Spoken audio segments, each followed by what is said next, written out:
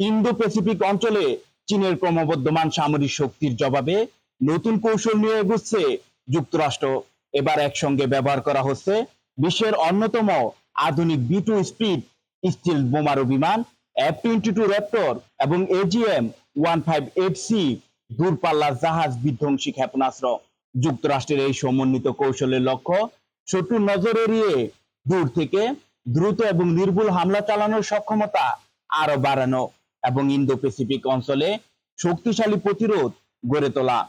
সম্প্রতি অনুষ্ঠিত valiant shield 2026 সামরিক মহড়ায় এই সক্ষমতার একটি গুরুত্বপূর্ণ প্রদর্শন দেখা যায়।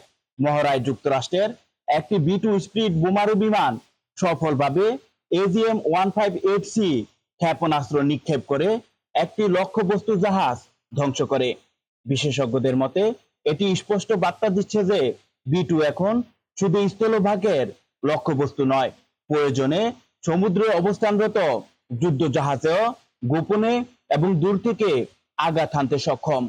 অন্যদিকে একই মহড়ায় F-22 র্যাপটর যুদ্ধ বিমানগুলো আকাশের আধিপত্য বজায় রাখার দায়িত্ব পালন করে, অর্থাৎ B2 বোমারু বিমান যেন নিরাপদে লক্ষ্যবস্তুতে পৌঁছাতে পারে সেই সুরক্ষা নিশ্চিত করে F-22 র্যাপটর।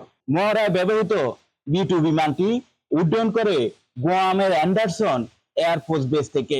সামরিক বিশ্লেষকদের মতে গুয়াম এখন যুক্তরাষ্ট্রের অন্যতম গুরুত্বপূর্ণ অগ্রবর্তী ঘাঁটি, যা ভবিষ্যতে ইন্দো প্যাসিফিক অঞ্চলের যে কোনো বড় সংঘাতে গুরুত্বপূর্ণ ভূমিকা রাখতে পারে। বিশ্লেষকদের ভাষ্য, স্টিল বিমান, দূরপাল্লার ক্ষেপণাস্ত্র এবং মিত্র দেশগুলোর সমন্বিত সামরিক প্রস্তুতির মাধ্যমে যুক্তরাষ্ট্র এমন একটি যুদ্ধ সক্ষমতা গড়ে তুলছে যা চীনের ক্রমবর্ধমান সামরিক প্রভাব মোকাবেলায় ভবিষ্যতে গুরুত্বপূর্ণ ভূমিকা রাখতে পারে।